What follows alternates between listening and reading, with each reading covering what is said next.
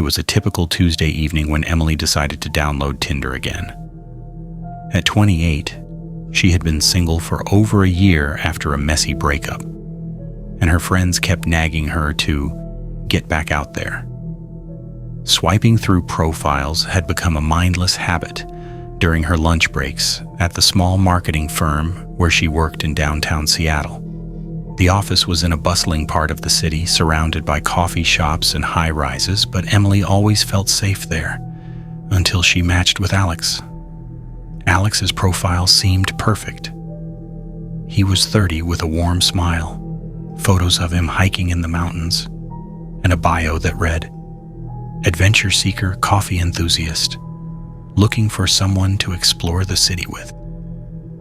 No red flags like overly shirtless selfies or cryptic one-liners. They started chatting right away. He asked about her job, and she mentioned she worked in marketing without giving specifics. "Sounds creative," he replied. "I work in tech, always buried in code." The conversation flowed easily, favorite movies, weekend plans, even sharing memes about bad bosses. After a few days, Alex suggested meeting for coffee. Emily hesitated but agreed, suggesting a neutral spot near her apartment, not her work. "How about Saturday?" she typed. But before they could finalize, something odd happened. Alex messaged, "Hey, I think I know where you work. Is it that building on Pine Street?" Emily froze. She hadn't mentioned the street or the company name. "How did you know?" she asked, trying to keep it light. "Just a guess from your description," he said with a winking emoji. It unsettled her, but she brushed it off. Maybe she had let something slip. The next day at work, Emily was at her desk when her phone buzzed. It was Alex again. "You forgot your charger? I can bring one over." She hadn't mentioned anything about a charger. Confused, she replied, "No, I'm good, thanks." But an hour later, her coworker buzzed her from reception. "There's a guy here with a phone charger for you." Emily's heart skipped a beat. She walked to the front, and there he was, Alex, holding a generic charger, smiling as if it were the most normal thing. "Thought you might need it," he said casually. "I was in the area." Emily forced a smile, took the charger, and thanked him, but inside, alarm bells were ringing. How did he know her exact office? She hadn't shared her last name or LinkedIn. "I live on the other side of the city," he added as if reading her mind. "But traffic wasn't bad." She nodded politely and excused herself back to her desk, blocking him on Tinder immediately after. That should be the end of it, she thought. But it wasn't. A few hours later, checking Instagram out of habit, she saw a new post from an account she didn't follow. But it was suggested because of mutual friends? No, it was Alex's. The post was a selfie with the caption, "Feeling blessed. I'm a taken man now," tagged with hearts and a location near her office. They had never even met in person beyond that awkward encounter. Emily's stomach churned. She blocked him there too.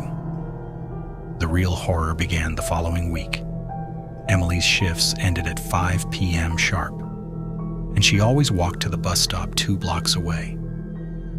On Wednesday, as she stepped out, she spotted him, Alex, leaning against a lamppost across the street, scrolling on his phone.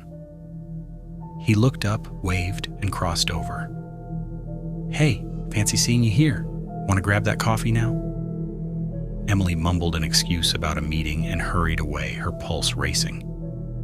She told herself it was a coincidence, but it happened again on Thursday and Friday.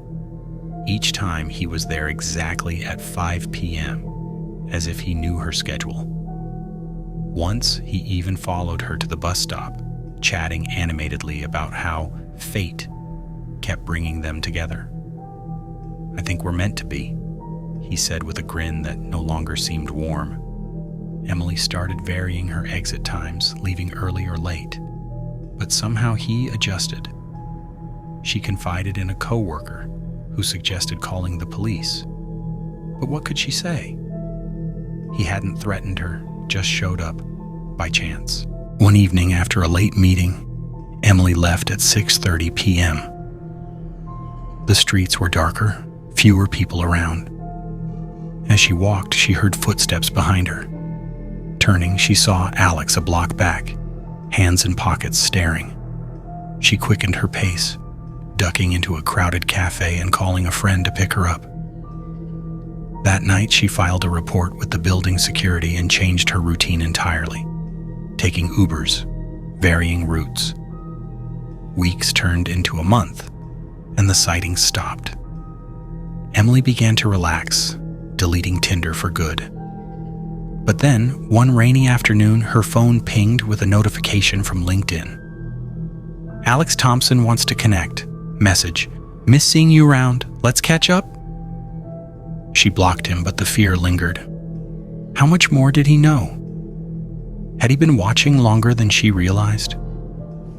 Emily never swiped right again, always wondering if the next perfect match was just another shadow waiting outside her door. The obsessive harasser Mark was excited when he matched with Sarah on Tinder. He was 25, fresh out of college, working as a graphic designer in Chicago. His profile highlighted his love for art galleries and indie bands, and Sarah's seemed to match perfectly. 24, a teacher, with photos of her volunteering at animal shelters and captions about kindness and adventure. Their chats started light. Favorite books, dream travel spots. Sarah was witty, sending funny sketches of her day. After a week, they met for a walk in a park. Neutral, safe. The first date went well.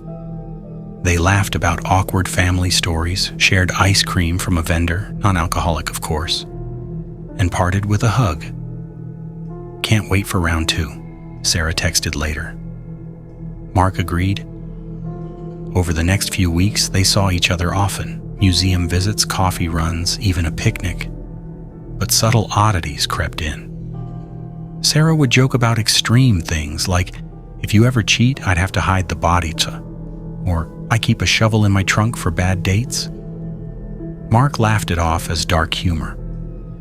One evening during a movie night at her place, just popcorn and board games, she pointed to her closet.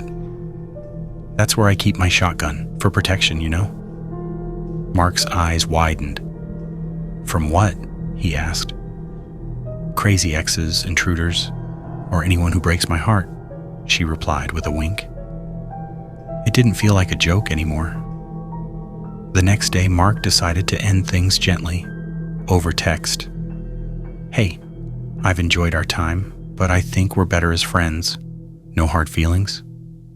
Sarah's response was immediate. What? Why? We were perfect. The harassment started small. Calls at odd hours, 2 a.m., 4 a.m., voicemails of her crying, "How could you?"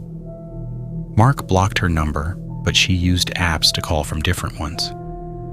Then she showed up at his office, waiting in the lobby with a gift, a drawing of them together, but with eerie details like shadowy figures in the background. I thought you'd like it, she said sweetly. His receptionist had to escort her out. It escalated. Sarah appeared at his apartment building multiple times, buzzing the intercom relentlessly. Once, when no one answered, she knocked on his bedroom window from outside on the fire escape. Mark peeked through the blinds to see her face pressed against the glass, rain-streaked, mouthing, "Talk to me." He called the police that night, but she was gone by the time they arrived. Just a jilted ex, the officer said. Get a restraining order if it continues. For 3 weeks it was nonstop, emails to his work address. I know you're ignoring me, but we belong together. Social media messages from fake accounts, liking old posts, commenting "miss you" on family photos. Mark changed his locks, installed a camera, and avoided going out alone. Friends suggested therapy for her, just wanted it to stop. One night, his doorbell camera caught her leaving a note. "If I can't have you, no one can." That was the breaking point. He filed for the order. The court granted it and Sarah vanished. Mark moved apartments, deleted all dating apps, and started seeing a counselor for the anxiety. Even now, years later, a random call from an unknown number makes his heart race. Tinder had promised connections, but for Mark, it delivered a nightmare that taught him trust is fragile, and obsession can turn a swipe into a shadow that follows you home. The hidden deceiver Lisa, a 27-year-old nurse in New York, wasn't new to Tinder, but she was cautious. Profiles with bios like honest and fun-loving caught her eye, and that's how she matched with Ryan. He was 29, a consultant, with pictures of him at charity runs and family gatherings. "Looking for real connections," his bio said. They texted for 2 weeks. Deep talks about life goals, shared laughs over pet stories. Ryan seemed genuine, never pushing for meets too soon. But odd calls started coming from a woman's number. "It's my crazy roommate," Ryan explained. "She's jealous and tries to sabotage my dates by calling them, pretending to be my girlfriend. Ignore her." Lisa did, blocking the number. Ryan sounded sincere, apologizing profusely. "She's not well," he added. They finally met at a bookstore cafe. Ryan was charming, attentive, asking about her shifts and dreams. Dates continued. Walks in Central Park, museum outings. Lisa felt a spark, but the roommate calls persisted from new numbers. One voicemail, "He's lying to you, ask about me." Lisa confronted Ryan. "She's obsessed," he said. "Trying to get me fired too, called my boss once." Lisa sympathized, but doubt crept in. One evening after a nice dinner, salads, and conversation, Lisa searched Ryan's name online, something she hadn't done thoroughly. A Facebook profile popped up, linked to a woman named Mia. Photos showed Ryan and Mia together, recent ones, vacations, holidays. Captions like "My love" and "Forever." Lisa's blood ran cold. She texted Ryan a screenshot. "Explain." The truth unraveled. Mia wasn't a roommate. She was his live-in girlfriend of 3 years. Ryan confessed over the phone, "I'm not a U.S. citizen. My visa's expiring. I need papers and Mia won't marry me. I thought, maybe you." Lisa was horrified. Not just the deception, but the calculation. He'd targeted single women, weaving lies to build trust. "How many others?" she asked. Silence. Lisa blocked him everywhere, warned Mia via message, who thanked her, devastated. The police said it wasn't criminal, just heartbreaking. But for Lisa, the horror was the betrayal, the weeks of built-up lies, the fake vulnerability. She wondered how close she'd come to being entangled in his scheme. Tinder deleted. Lisa focused on real-life meets, always verifying now. The scariest part? How normal he seemed, hiding a web of deceit behind a smile.